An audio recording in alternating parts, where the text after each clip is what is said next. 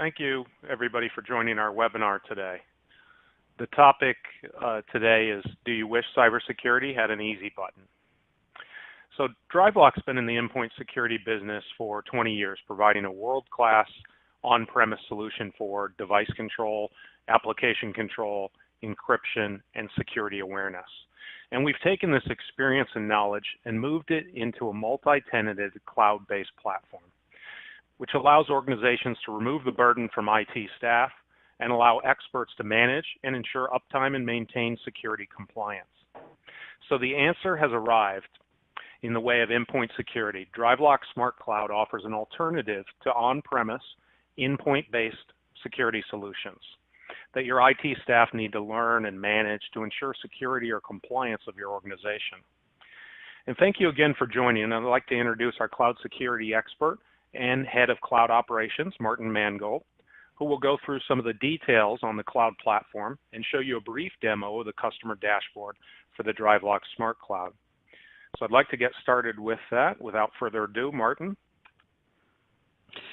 Thanks, Brett, for the warm introduction. Good morning together. It is my part now to talk a bit about our, let's say, smart cloud services and the way how we address the issue around cybersecurity and the fight against security threats.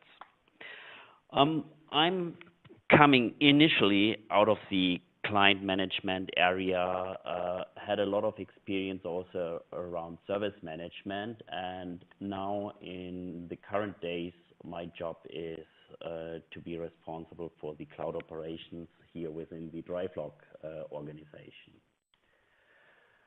From the agenda, what I want to cover today is, first of all, to kick off with the cybersecurity as a challenge we have all together and we find a way to deal with. Then I want to introduce our cloud service, our cloud product, talk a bit about data centers, data privacy, as this is also a very key topic for us in the security area. And then in the second part of the presentation, I will do a bit of deep dive into the area of security education, have prepared some use cases which are covered with our solution, short demo into some parts, and then we finish up with a summary. When we talk about cybersecurity, I think the numbers you can see here on the screen are quite known to all of you. And the key topic is that cybersecurity is the fastest growing crime business in the US. And in the meanwhile, the profit, which is done out of, let's say, the cybercrime is more than all the revenue which is done with illegal drugs today. So these are really impressive numbers. In 2015, the turnover was around $3 trillion and will grow up to around about $6 trillion in 21. That is one aspect of the challenge. The other aspect we are facing, or better, the organizations are facing, is a lack of staff around security experts. So Symantec discovered in a survey in 2011 that roughly 50% of the companies are lacking in security experts. It doesn't matter if they don't have the people or if the people are not quite educated on this topic or whatever, but that is a challenge which is becoming more and more a problem. There are also further studies like for example, from ESG, which did already in the beginning of this year a survey around 620 IT and cybersecurity professionals. And this survey discovered that the, let's say, most problematic area is the shortage of skills around cybersecurity. And it's even worse in the US. So for us it was, let's say, the key question, is there a way to get that addressed, that problem? And so we defined, or when we were starting to define our cloud solution, it was the idea not just to get another cloud product on the market. For us, it was really the question, is there an easy way to get that topic covered? So we defined for us on the roadmap that it must be an easy solution, more or less ready to go, security as, let's say, plug and play, just to consume, and not only to handle the endpoint protection with application and device control. We defined also that it must somehow cover security education, security awareness, as this is also a key element around security, prepared with, let's say, easy to access web UIs with dashboards and reporting functionality. So finally, security must become easier to attain as it is or as it was in the past. What we did from a product point of view, finally we put together 3 types of services. So there is on the one hand the so-called base security. Brett? I'm sorry to interrupt your flow there. The slides are not changing, I don't think. So we had a question from the audience. Oh, the slides are not changing? Not changing. Well, let me quickly check that. Now I'm seeing a change. So. Okay, so I hope everyone can see now the slide. It's not just a product; it's a fully managed service. Thanks for this remark, Brett. So what we defined is we have 3 kind of service offerings. There is a so-called base security, which is a fully configured, fully defined solution based on device and application control, which you can simply consume out of the cloud. And not only the fact that it is fully defined and configured, what we also did here, when it gets to any necessary configuration changes, we also included that in the cloud solution. So there is no need for you to have experts trained up with the solution. So everything which need to be changed is simply requested through us. We do the change, or our experts will do the change for you, and this change costs are already covered in the monthly fee for the solution.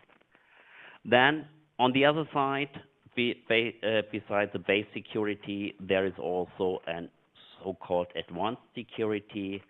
This addresses more high secured areas. Here we have a very restrict handling around external devices, so there is no possibility to have data leaving a computer through memory sticks or whatever. Again, changes are included, and a similar offering is around the security awareness. So we have also the possibility to provide security trainings, web-based trainings through our cloud offering. I will come to that a bit later on to go through more details.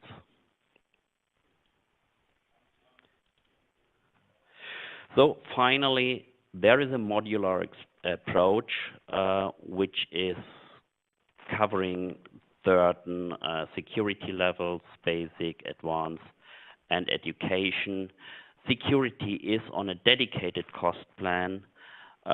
So you have each or the entire period of full cost control. There are no surprises, no implementation costs. everything is included.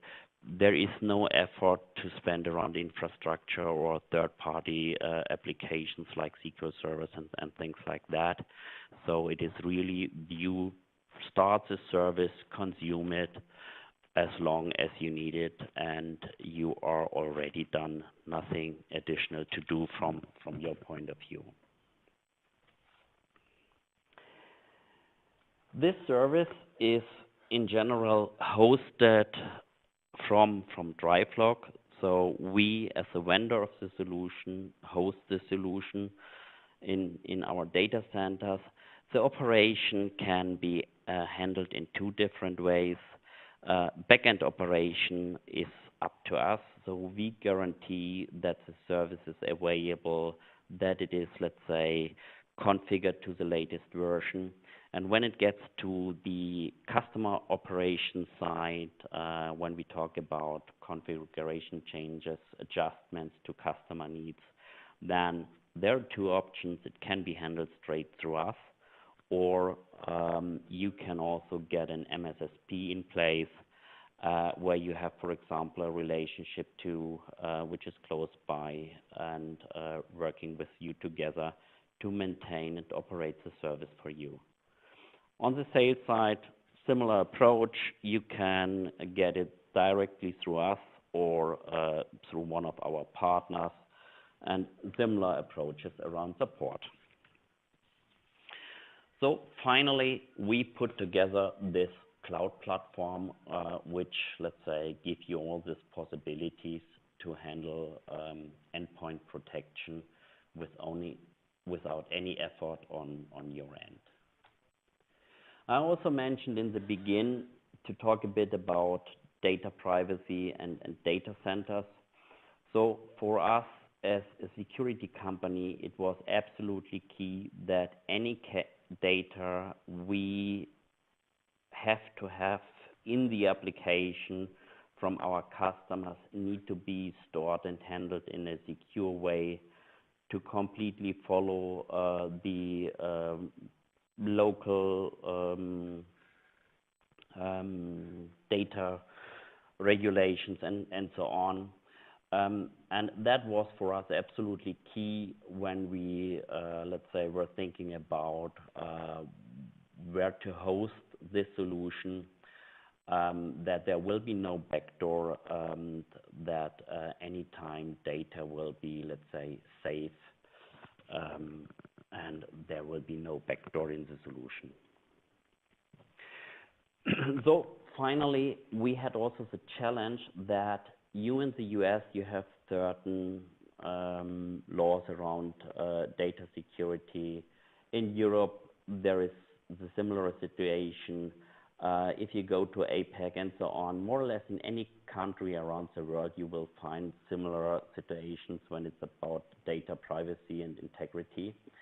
And so we ended up with a cloud provider who will be able to offer this service around the globe in local data centers. And that was one of the key facts why we ended up here with Microsoft Azure as a platform for our service. So the cloud solution is based on Microsoft Azure and is, let's say, maintained and installed in local data centers.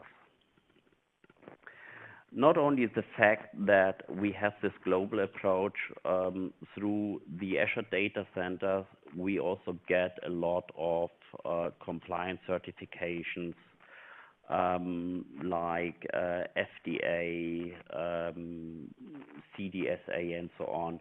So we are good, let's say, in all, more or less all different regions, and it doesn't matter if we talk about PCI or HIPAA, or if we talk about the European data standards. That is all already covered with the Azure platform, and it is only, let's say, up to us to have similar certifications around our service, which is added to the Azure platform. A bit of view into the technical architecture. what we have built up for this service is based on Azure. We host, if we start here in the middle, we have a SQL backend where we have dedicated databases per customer. On top of that, we have a middleware, our enterprise services, where we have, let's say, a shared service in place to handle requests from the client sides, forwarded to the database and so on. And that provides us a very scalable and robust environment, which we can also protect quite well. And from a customer-facing point of view, there is a simple HTTPS access to this environment going into our data center, and there are only two ways. There is the agent communication itself, when an agent is requesting a policy configuration to handle device and application control, and through the same channel or through the same communication channel, we handle also the access to our web portal, and that's what we have on the customer-facing side. So really limited from access possibilities, simply for security reasons. On the back-end side, we have then the entire management capabilities to manage the entire system, to update it, and so on. As I mentioned before, that we have local data centers, and it is not about the fact that we have local data centers. What we also do, we have, beside of our internal QA environment, we provide in each of the regions a test environment where customers will have access. So whenever we publish a new version of the solution, customers have a dedicated time period to run their specific tests if everything went well. And then if that is okay, we go on to update the productive data centers. Data centers are already located in the US, in APAC, in Europe, maybe more to come based on customer requests. So for example, the German cloud can be an option, or the US government cloud, for example. There are different possibilities. Each of this data center is, from the architecture and from the build-up, exactly identical.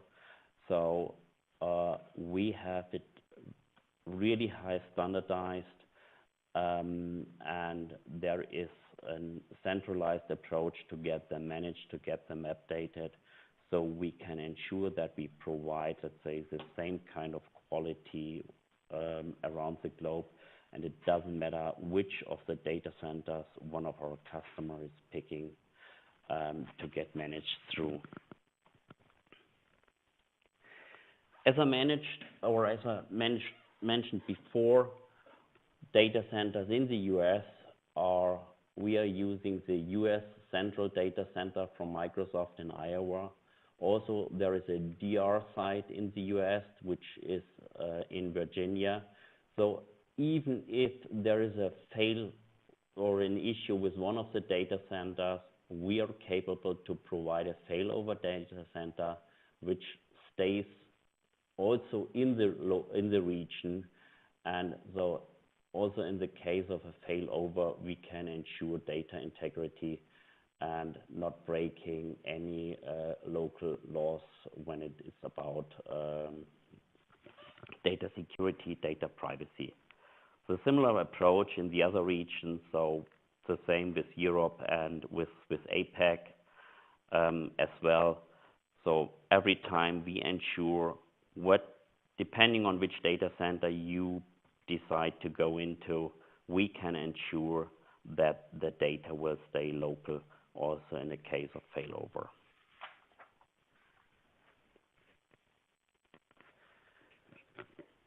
Regards service levels, the entire solution is built on a high available system. so high availability side on the SQL Server backend, also multi-layer application service in the middle, and so we are capable to provide a 99.5 availability. If there will be maintenance, for example, for product updates or other cases, the maintenance will be announced at minimum 4 days ahead of that. And even in the unlikely case of a data center failure where we cannot guarantee the availability of our service, we have in the contracts also the fact that this will be deducted from the money you're usually paying for that service. So it is really the case that for what you get, you're also paying for, and nothing more, nothing less. Technically, for the people who maybe have seen already the DriveLock solution, we are working internally with so-called policies. It is a bit comparable to GPOs on the Microsoft side, and these policies can be merged together.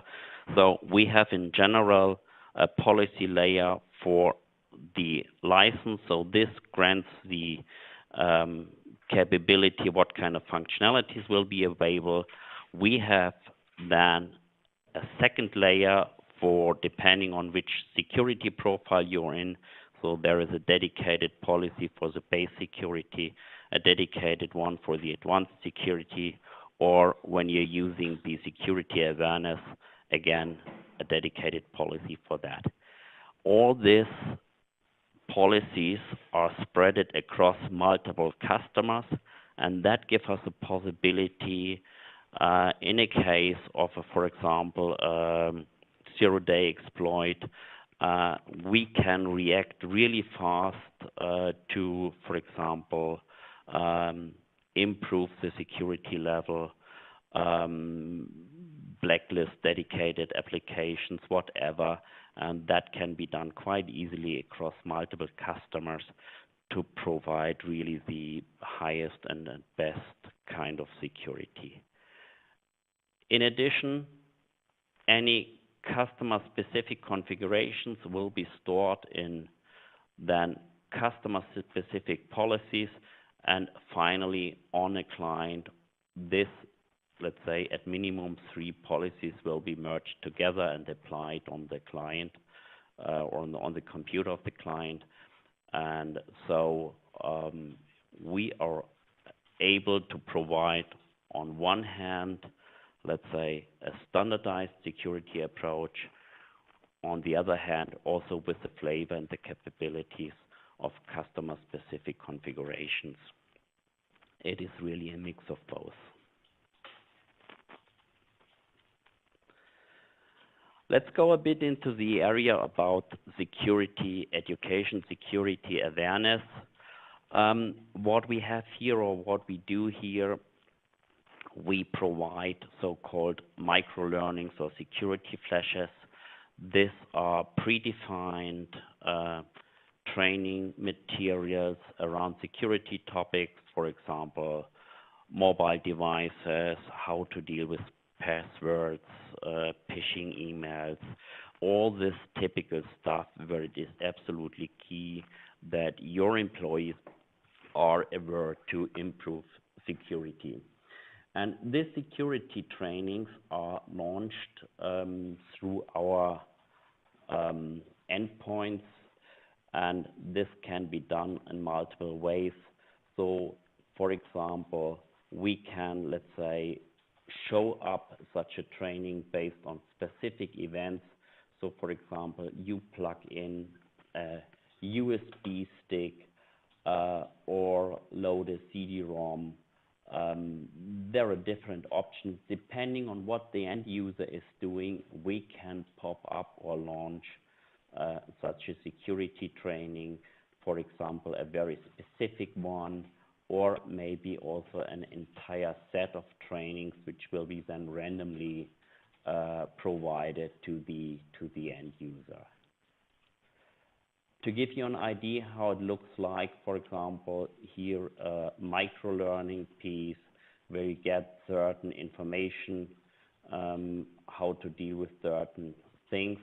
Then in the end of such a session, you have typically a questionnaire to check your knowledge, a conclusion to finish off.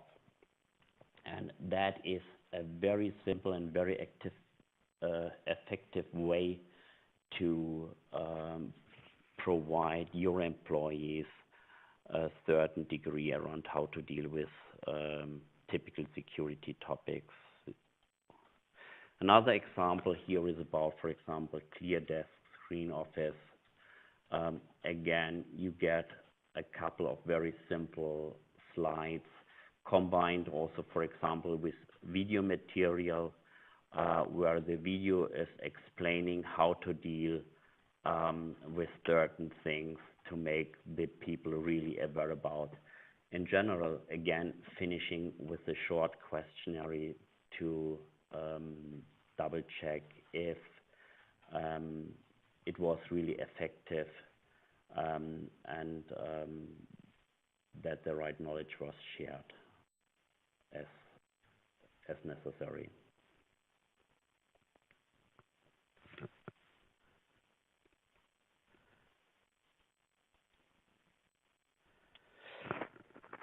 Okay, then a couple more, let's say, use cases from the field and also a quick demo about how to access dashboards, how to get a dedicated information about the security level which is applied to your endpoints.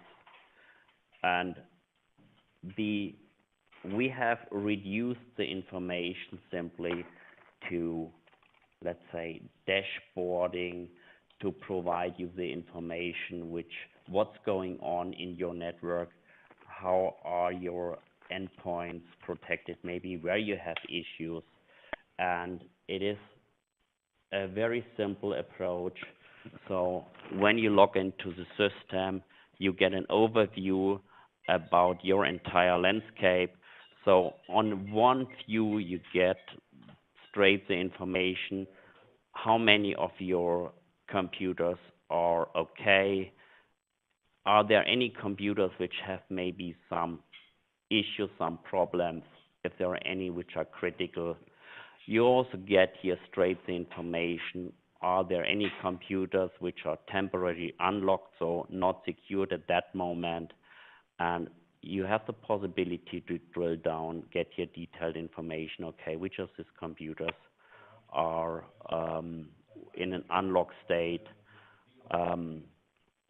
or for example, you can say, okay, here, my critical computers which have a bigger issue, for example, they have not updated the configuration, an outdated version, something like that. And then maybe if you want to drill down further to say, okay, and which of these computers are in an unlocked state, so are unprotected, you can further drill down to get this information. And our idea is really to provide an overview, to provide a status information, which get you in the position to handle based on exceptions. And as you can see here, it is pretty simple, straightforward. So there is nothing especially to learn. There is no complicated UIs, or you're not overwhelmed with thousands of parameters to tweak your security. That is all hidden behind the scenes. So Martin, this is really just a view or a dashboard into the kind of business outcome that's being delivered by the service. Is that accurate? Correct. So everything which need to be configured is handled straight by our experts. And so as the end customer simply gets the possibility to monitor the own security situation and to double check if everything is going okay, if everything is fine, and maybe to find out computers where they have a security issue with.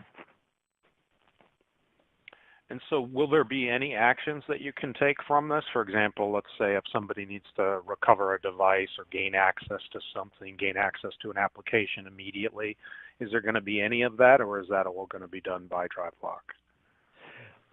There is multiple ways to do that. I have that also a bit in the use cases from the field. There is a mixed way to do that. If there is, for example, something you want to have in generally in place, so for example, there is a certain kind of memory sticks you want to use, then that's something you should typically request through DriveLock.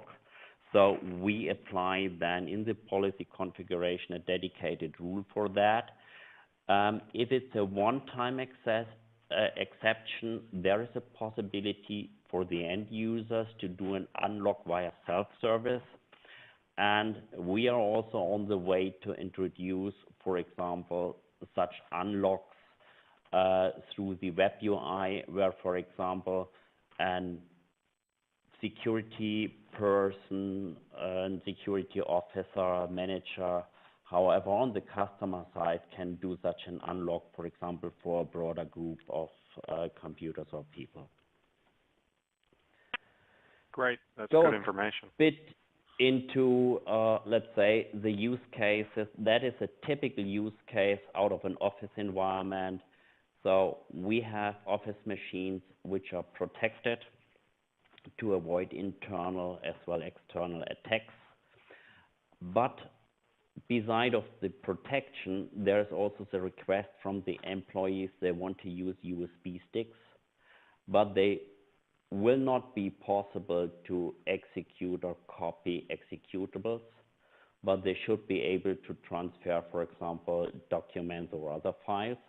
And administrators must be able to run, for example, application updates through USB sticks.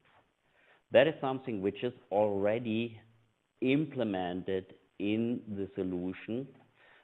And that is something, for example, we have in the base security in. So what we are doing, we use a local whitelist, and when the agent is installed the first time, there will be a scan across the entire computer. After the scan, any application which is on that machine is whitelisted and the machine itself is sealed. So whenever you plug in an external drive, a memory stick, whatever, and try to execute something, this is not possible. You will get a message that execution is blocked. But for example, if you as an administrator will do that, then based on your administrative account, you can do that. Any applications which will be installed here are added automatically through this whitelist. So there is no possibility there is no need to maintain whitelists manually. And that is completely handled through our machine learning capabilities we have here in the configuration or in the solution. The other use case I have here is related to production environments. When you're in production environments, they are slightly different from typical office environments. Usually they're highly protected on one hand. On the other hand, you have a certain group of people who have to do maintenance, typically no IT staff around. And you have also, especially for example in the car industry, this is a situation that maintenance cannot plan ahead of time. So for example, when there is an issue in the production, a lot of companies use this interruption anyway to perform maintenance work, and then it must be really ad hoc without any time in advance. So again, we have here a situation that the machine is protected and sealed again, but we have the situation that USB sticks should be connected, software update should be applied via USB sticks, added automatically these applications to the whitelist, and after the maintenance, the machine should be sealed again. That is pretty simple. There is not so much to do due to the configuration based on our machine learning capabilities with the predictive whitelist and the information that we use, certificates, hash values, trusted vendors, and trusted installers. The person who has to do the maintenance simply plug in the USB stick, accept the usage policy. So you get a message which tells you that you start to use here this memory stick. And then we switch a machine into a learn mode, and any applications which are executed in the meanwhile will be added to the whitelist automatically. And after the maintenance, the machine is sealed again, and there is no effort for central IT staff to take any action or to be involved somehow. And all these actions will be also documented in the background protocols, and you can ensure that you are through the entire time still compliant and have no issue with security. Another option is also, and that is back to your question, is there a possibility, for example, regards unlocks and things like that? For example, in a highly secured environment, we can provide an unlock via self-service directly on the computer of the end user. So the user who has to perform some maintenance activities is starting the self-service, is checking here the checkbox for application maintenance, and can then enter a time span to do the maintenance activity. And in the meanwhile, we remove the sealing from the machine. You can do installations, you can run updates, whatever is necessary. Any of these activities will again protocoled, and new applications, for example, will be added automatically to the whitelist. And so we can ensure that everything goes in a smooth way without any big effort to deal with security. So when you think about these scenarios, we can provide with this cloud solution a security level which is really high on one hand, on the other hand, which gives your end users also the flexibility to deal with certain situations, to handle the typical kind of exceptions you're facing in daily business without involving your security experts, without involving your IT staff. And then that free up a lot of capacity in your IT departments, so you can focus to get your organization on the next maturity level when we talk about security in general. And that is the really smart approach we had brought here together. It is, let's say, a security solution which is simply just to consume, no real effort behind.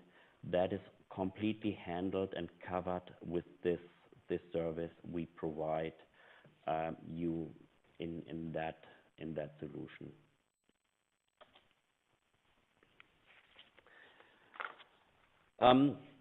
To finish off this example here, after the software maintenance, the machine is protected again. And for example, if the normal user wants to run an application which is not authorized, this is simply not possible. So we can, let's say, easily switch between the modes where you can do maintenance and when you're protected again. Okay, to summarize the highlights, what we have here, a fully defined service, ready to go, application control based on machine learning with our predictive white listening technology, device control, also machine learning and best practice combination.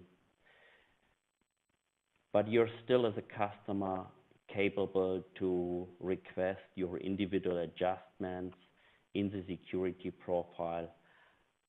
A certain volume of these adjustments is already covered in the price. We spread with this solution across all sectors. It doesn't matter if you talk about government, healthcare, industry, finance, whatever. So any typical attacks like bad USB, ransomware, and other malware, even if there are zero-day exploits, can be covered and handled with that without any effort on your end. And here's also an example when, for example, you're in the healthcare area, you have to deal with HIPAA. There is different approaches from our end, what kind of options we have in the area to address the administrative safeguards, technical safeguards, as well as physical safeguards. So everyone on your end who is familiar with HIPAA know all these challenges. It doesn't matter if it's about audit controls, integrity, transmission security, whatever. That can be addressed with the solution.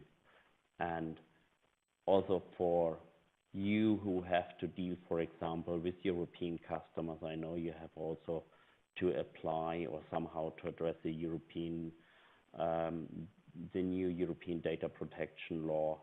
That works here in the same way, and provide you, let's say, the necessary compliance which you will have to have in place. So in general, and here I'm almost at the end, it's a holistic multi-layer approach we have here. We cover from the security awareness, so when it's about people, the devices, applications, that combined all together, and to protect your data and make your life much easier. Okay, that's here from my side. Brett, any additional comments on your end, questions?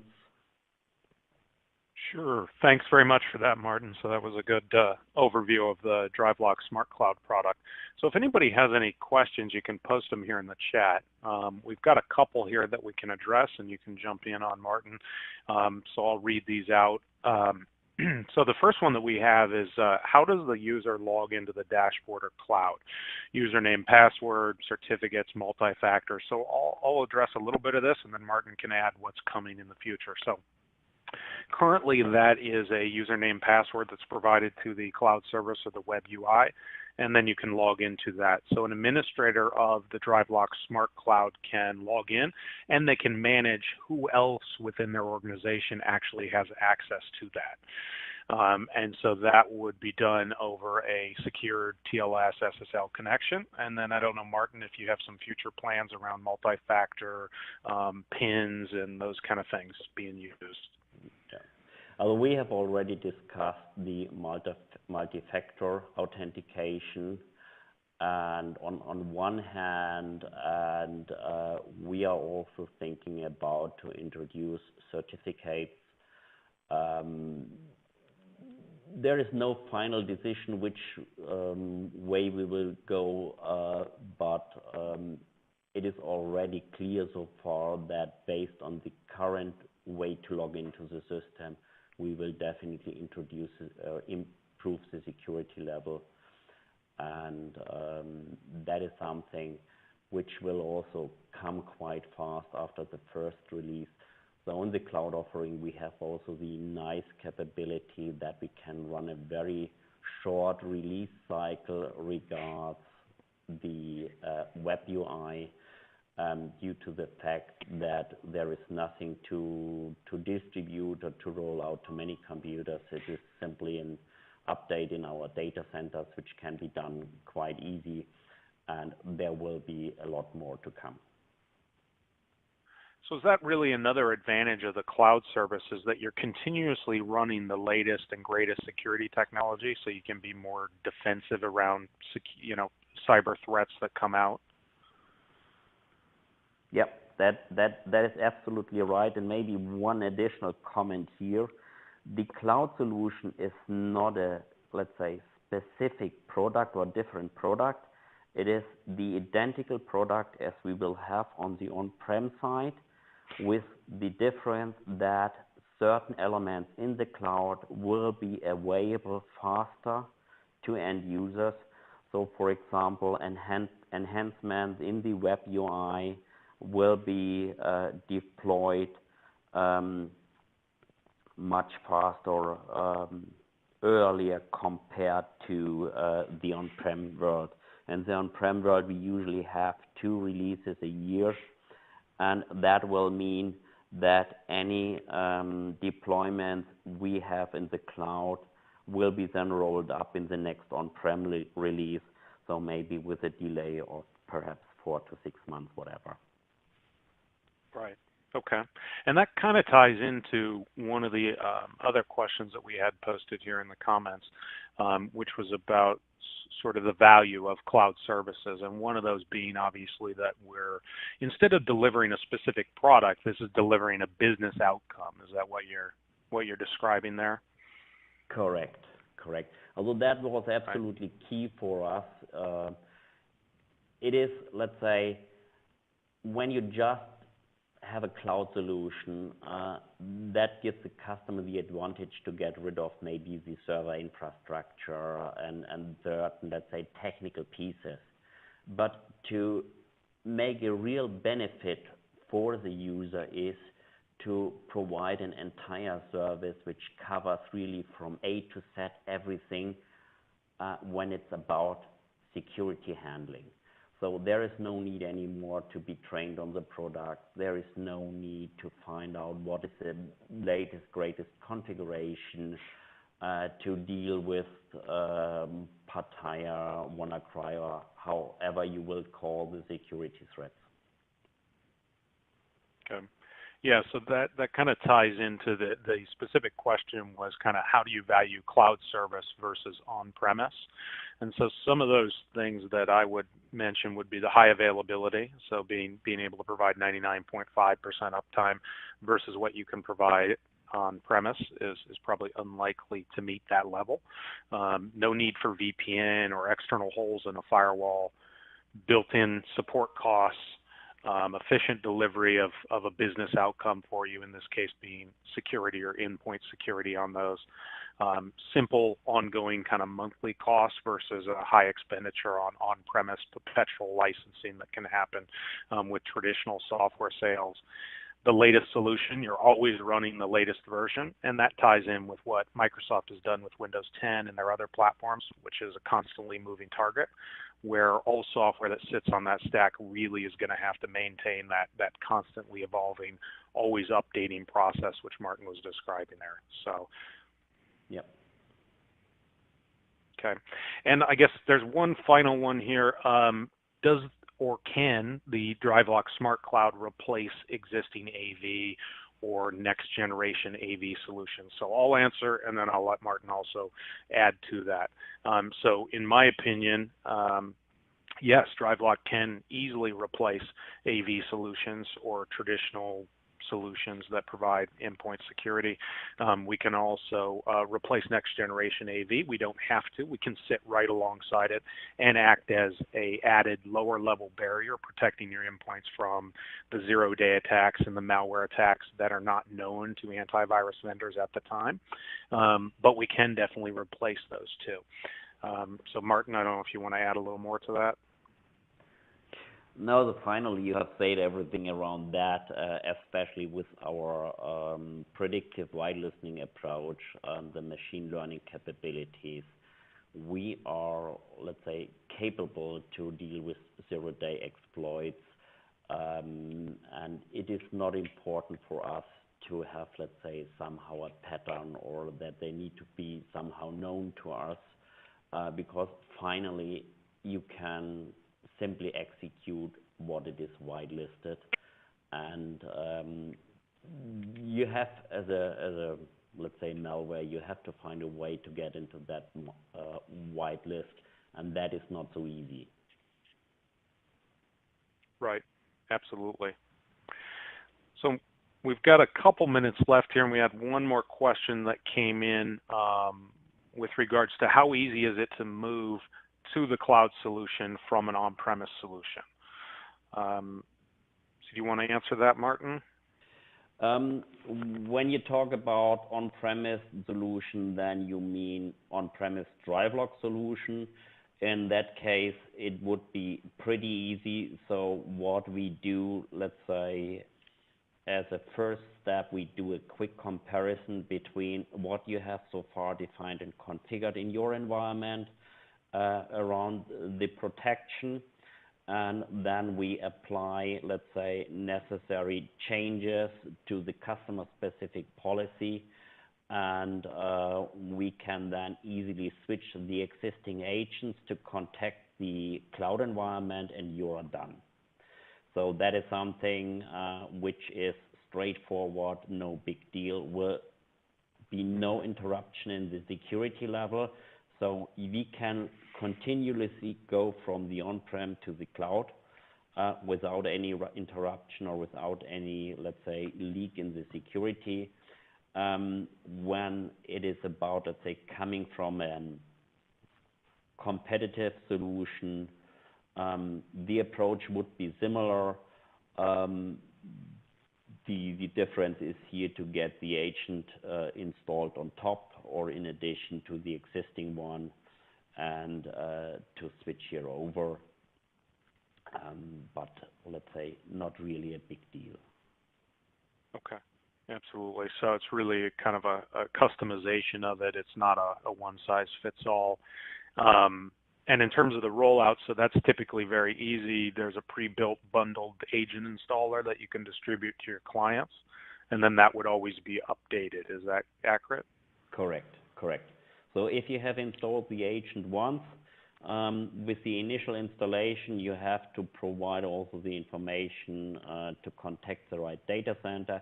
If that is done, whenever there will be a new version available, the agent updates them itself. So with an auto update mechanism, there is nothing anymore for you to do. Simply roll out one time an MSI package and you're done. Okay, excellent. So that kind of does it, I think, for all the questions that we had, unless there's anyone else that wants to post a question. And that's our session today. Thank you very much for joining. My name is Brett Chadwick. I'm a senior engineer and pre-sales manager with DriveLock, and this is Martin Mangold, our head of cloud operations. Thank you very much. Thank you. Bye.